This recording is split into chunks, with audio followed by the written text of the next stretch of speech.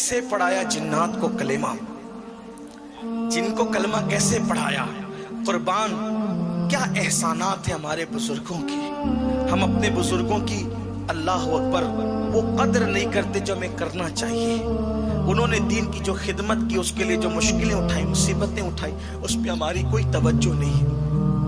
हुआ ये कि राय पतोरा जिस वक्त उसने देखा, चूंकि बांट रखा था समाज को खित्तों में, कबीलों में, जबान में, इलाकों में, असबियत में बांट रखा था। गरीब नवाज एक करने आए थे, एक करने। मैं अक्सर अपने भाइयों से कहता हूं, सूफिया का मसलक दो करना नहीं है, एक करना है।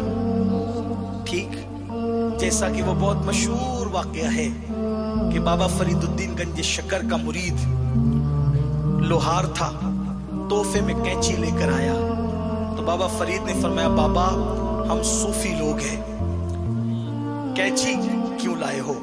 अगर तोहफा ही देना है तो सुई का तोहफा दो, सुई। तो उसने पूछा, हुजूर ये कैंची और सुई में क्या फर्क है? फरमाया, बेटे कैंची एक को दो करती है और सुई दो को एक करती है। दो करने नहीं आए, एक करने आए। आप बताएं, कैंची औजार में, कैंची औजार और हथियार में सबसे हकीर और कमजोर औजार है, इसलिए कि कैंची से किसका मर्डर भी नहीं होता। होता है? कैंची से तो कपड़े ही कटते हैं, चाकू की बात अलग है। कैंची आप देख लें, कैंची से अगर किसी को अल्लाह ना करे मार दिया जाए, वो नहीं मरेगा, क्योंकि कैंची जो है ना वो इस तरीके से होती है कि उसकी धार एक दूसरे में पेवस्त होती है, तो उससे लोगों को मारा नहीं जाता। क्या सूफिया है जो औजार है, तो औजार लेकिन कत्ल नहीं करता, सिर्फ दो करता है। एक है कत्ल करना, एक है दो करना। एक है कत्ल करना, एक है दो करना। अरे जो सिर्फ दो कर देता है, सूफिया कहते हैं हम उसको भी पसंद नहीं करते, हमें तो सुई धागा चाहिए, सुई चाहिए जो एक करे। और गरीब नवाज ने किसी एक को भी थप्पड़ नहीं मारा, एक को भी थप्पड़ नहीं मारा, 90 लाख को कलमा पढ़ाया, एक पर भी डंडा नहीं उठाया, 90 लाख को कलमा पढ़ाया। क्यों? प्यार की बोली, मोहब्बत की बोली। इसी से तो लोग लर्जा बरंदान है कि आपको बोलियां अच्छी आती हैं, आपकी जबान में अल्लाह ने बड़ी मिठास रखी है। और यार इंसान तो इंसान है, वो जिन्नात जो बने हैं आग से, जब आप बोलने पर आओ वो भी ठंडे हो जाएं, जब आप बोलने पर आओ तो वो भी ठंडे हो जाएं। जब राय पतोरा ने देखा कि सरकार गरीब नवाज रदी अल्लाह तबारक व ताला के हाथ पर लोग इस्लाम कबूल करते जा रहे हैं, लोग जुड़ते जा रहे हैं, जुड़ते जा रहे हैं, क्या हुआ? उसको बड़ा टेंशन था, मेरा तख्ता ना पलट जाए, मेरी हुकूमत ना चली जाए। अपने आप को समझता था बहुत पावरफुल, लेकिन ये भी समझता था अच्छी तरह कि ये फकीर जो कर सकता है वो कुछ नहीं, कोई नहीं कर सकता। उसने सोचा लोग इसकी तरफ जा रहे हैं, बढ़ रहे हैं, इसको खत्म करो। जादू करवाया, मशहूर बात है, जादू करवाया, पत्थर को 2 उंगलियों पे रोक दिया गरीब नवाज। आपने सुना है, बार बार सुना है। पानी बंद किया, गरीब नवाज ने कासा ही में समेट लिया, कासे में समेट लिया पूरे अना सागर को। फिर क्या हुआ? फिर सांप भेजे, बिच्छू भेजे, बहुत कुछ किया। आखिरी में जब सब करके थक गया तो एक जिन्नात था, अजमेर मोहल्ला की सरजमीन पे अना सागर के किनारे खड़े रहता था, लोग उसकी इबादत करते थे। आखिरी हरबा अजमेर वालों के लिए, मदद के लिए वही था कि जंगों में इधर उधर जब बहुत मुश्किल आती तो कहते सादी देव को तू मदद कर। कहा जाता है कि जब वो चलता था तो ऐसे पैर रखता था कि जमीन में धमक होती थी, लोग डरते थे उससे। राय पतोरा ने कहा वो फकीर 2 उंगलियों के दरमियान मसल देना उसका काम है, उसका इतना छोटा सा काम है बस कि उसे मसल दिया जाए। वो छोड़ता ही नहीं है हिंदुस्तान, अजमेर छोड़ के जाता ही नहीं है। लोग मुसलमान हुए जा रहे, उसके करीब हुए जा रहे हैं, जा और उसका किस्सा तमाम कर दे। उसने कहा ये तो मेरे लिए छोटी सी बात है। वो हंसा और हंस करके कहा मुझे लिए छोटी सी बात है। वो जाके गरीब नवाज के सामने खड़ा हो गया। उन दिनों गरीब नवाज का कयाम एक दरख्त के नीचे अना सागर के किनारे था। उसने कहा फकीर तू अजमेर और हिंदुस्तान छोड़ और चला जा यहाँ से। पीछे अजमेर के लोग खड़े थे। ये अजमेर अजमेर इसलिए कह रहा हूँ कि मैं तारीख बयान कर रहा हूँ, वरना जब भी हम गरीब नवाज की निस्बत से शहर का नाम लेते हैं तो अजमेर मोहल्ला और अजमेर शरीफ कहते हैं। यही हमें तालीम दी गई है, हमें हुक्म भी है। अदब ही हमारा मसलक है, अदब हमारा मजहब है। तो उसने कहा कि आप अजमेर छोड़ दें, क्योंकि उसकी बात नकल हो रही है। उसने जो कहा वही कहूँगा, वरना अगर वो ये कहूँगा अजमेर शरीफ तो कहा उसने कब कह दिया था अजमेर शरीफ। ये भी तो मसाइल है, ये भी मसला है ना। तो इसलिए उसने कहा छोड़ दिया आप अजमेर, हिंदुस्तान छोड़ दिया आप। गरीब नवाज ने फरमाया मैं ऐसे छोड़ने का नहीं, हिंदुस्तान ऐसे छोड़ के नहीं जाऊंगा क्योंकि खुद नहीं आया हूं। हिंदुस्तान, अगर हिंदुस्तान छुड़वाने का ख्वाब है, शादी दियो, ओ शादी दियो। अगर तू चाहता है कि हिंदुस्तान से हमें निकाले तो गरीब नवाज का जवाब है मैं खुद नहीं आया, मुझे मदीने की सरकार ने भेजा है। ऐसे नहीं जाऊंगा, नहीं जाऊंगा ऐसे, बल्कि मर के भी नहीं जाऊंगा। हाँ, मर के भी कोई नहीं ले जा सकता हमें। क्यों? इसलिए कि ये हिंदुस्तान का सीना हमारे लिए कुदरत ने मखसूस कर दिया। गरीब नवाज आज भी उसके सीने में आराम कर रहे जिससे अजमेर मोहल्ला कहा जाता। रश्क की नजर से देखती हूँ जमीन को और जमीनें कि इतना बड़ा मुबल्लिग आजम आराम कर रहा है, और सीने में, जमीन के सीने में आराम कर रहा है। इसलिए कि अमानतें सीने ही में दफन होती है, अमानतें सीनों में दफन होती है। हम घुसपैठिए लोग नहीं है, हिंदुस्तान में अमानत है हिंदुस्तान की। हम हिंदुस्तान की अमानत हैं, हमने दफन इसमें होना है। अमानतें दफन होती है, बागी दफन नहीं होते, गद्दार दफन नहीं होते। अल्लाह अकबर। अगर निजामुद्दीन यहाँ दफन है तो बताया जा रहा है कि निजामुद्दीन यहाँ के बागी का नाम नहीं, निजामुद्दीन यहाँ की अमानत का नाम है। कुतुबुद्दीन अगर यहाँ दफन है तो कुतुबुद्दीन यहाँ के बागी और लुटेरे का नाम नहीं, कुतुबुद्दीन बख्तियार काकी हिंदुस्तान की अमानत का नाम है। ये अमानतें हिंदुस्तान की, और इंशाअल्लाह क़यामत के दिन इसी जमीन से ये अमानतें उठेगी। ये इस जमीन की भी अमानत है और हमारे मजहब की भी अमानत है। ये औलिया अल्लाह के आस्ताने। अल्लाह अकबर।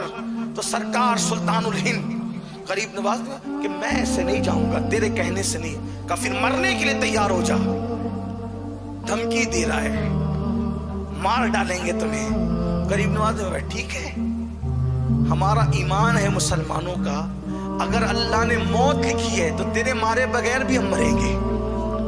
अगर मौत लिखी है तो मर जाएंगे, और नहीं उसने मौत लिखी है तो पूरी दुनिया के लोग जमा हो जाए मारने के लिए, हमें मार नहीं सकते।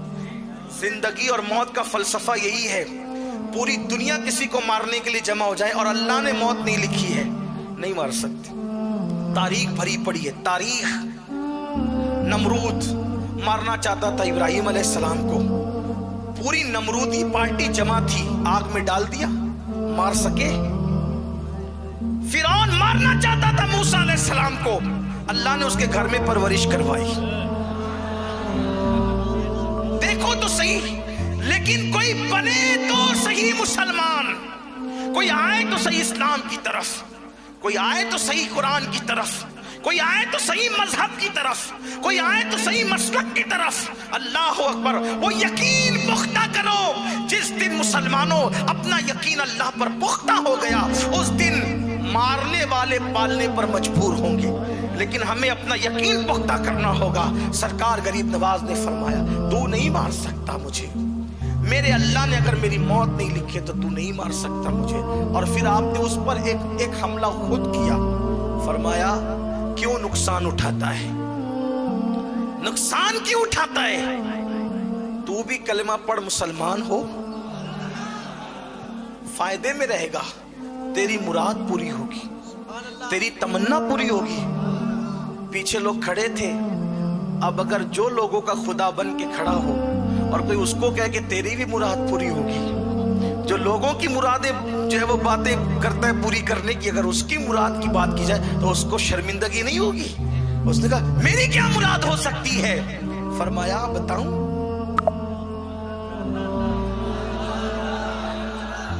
गैब दा नबी का बेटा इस लहजे में गुफ्तगू कर रहा था एक जिन्नात के साथ। बहुत मुमकिन है कुछ लोगों को होगा ये बुखारी में है क्या? मेरे अजीज वो बुखारी तो बरसों पहले लिखी गई, उसमें कैसे हो सकता है? कुछ लोग तो ये कह सकते हैं ना, नहीं हमें बुखारी में बताएंगे तो हमें जो है वो हम उस पर यकीन करेंगे। अगर हर बात का यकीन आपको बुखारी से होता है, अगर आप बुरा नहीं माने तो सिर्फ समझाने के लिए कहूँ एक बात, नाराज नहीं होंगे आप? हालांकि आपने बोलने के लिए बिठाया है मुझे, लेकिन आप नाराज नहीं होंगे। अगर आप कहते हैं हर बात हम बुखारी से ही मानेंगे, तो आप जो है वो अपने अब्बा के शहजादे हैं। ये तो कोई बुखारी में नहीं लिखा है ना। नहीं, इसमें हंसने की बात नहीं, मजाक उड़ाने की बात नहीं है। क्या ये भी बुखारी में है? नहीं है ना मेरे अजीज। तो हर बात बुखारी में नहीं होती है, इसलिए कि बुखारी मुकर्ररात को हज़फ कर दिया जाए तो सिर्फ 2500 हदीसों का मजमुआ है। मुकर्ररात को हज़फ करके कमोबेश 2500 हदीस का मजमुआ है। और जिसने बुखारी लिखी है उनका खुद का दावा है कि मुझे 2 लाख हदीसें याद हैं, 1 लाख सही और 1 लाख गैर सही।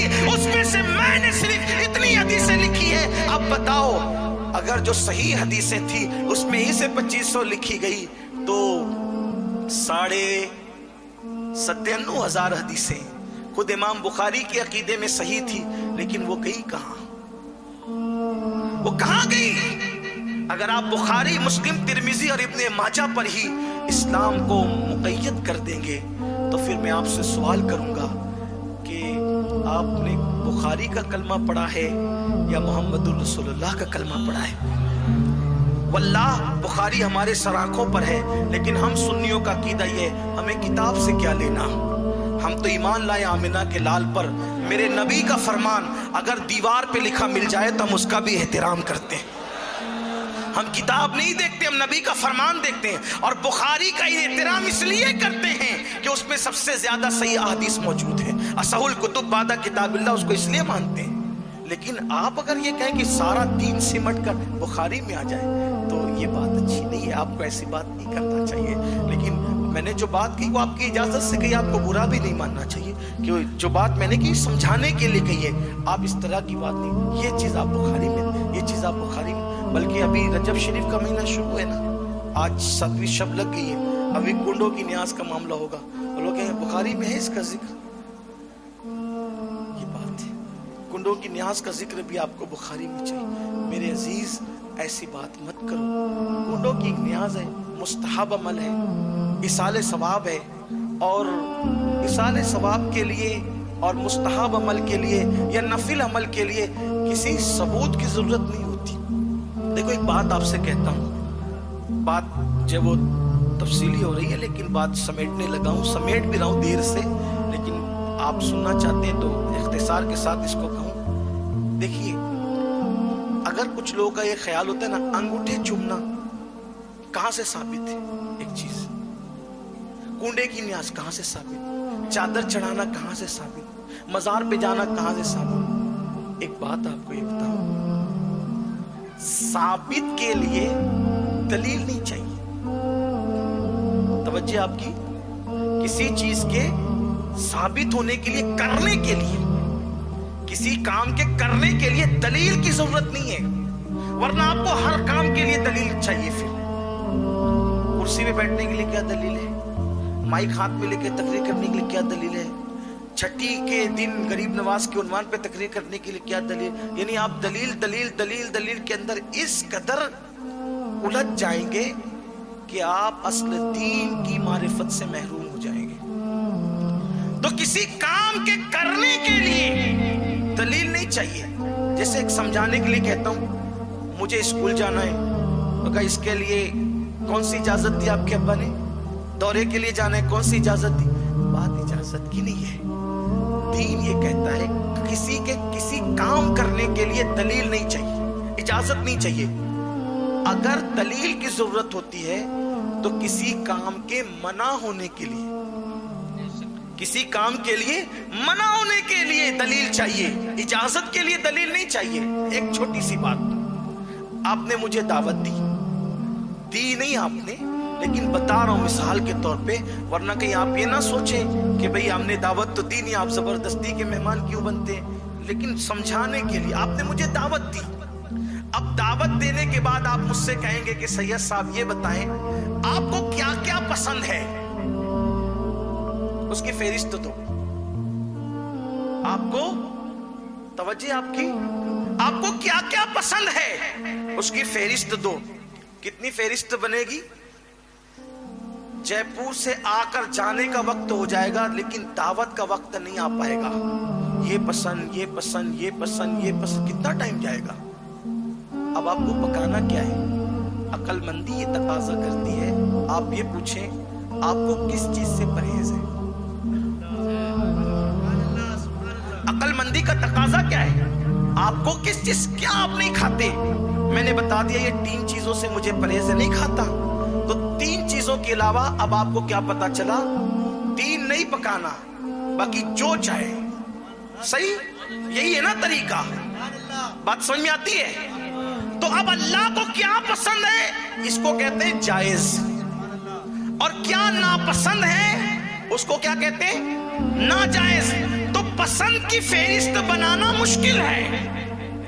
पसंद की फेरिस्त बनाना, अरे जब मेरी पसंद की फेरिस्त बंदा होकर बनाना मुश्किल है, तो अल्लाह की पसंद की फेरिस्त बनाना कोई आसान होगा? कोई आसान होगा? जब बंदे की पसंद की फेरिस्त की हद नहीं, तो खुदा की फेरिस्त की जो पसंद की फेरिस्त है उसकी हद क्या होगी? कौन पढ़ेगा, कौन समझेगा, कौन मालूम करेगा? तो इस्लाम बच्चों का खेल नहीं है।